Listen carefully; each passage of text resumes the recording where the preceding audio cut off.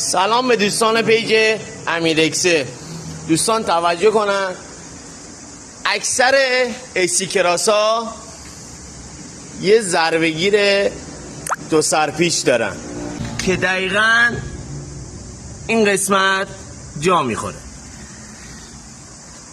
از 100% 95% اینا خرابن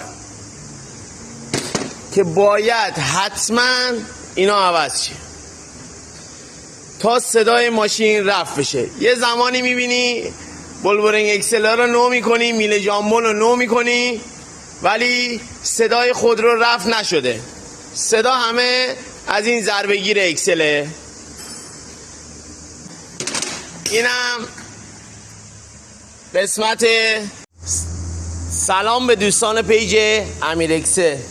دوستان توجه کنید به درخواست بعضی از دوستان عزیز، ما دوباره این ویدیو رو میگیریم برای باز و بست امیرکسه.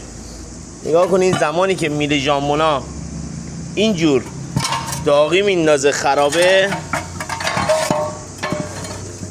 نگاه کنید وضعیتشو.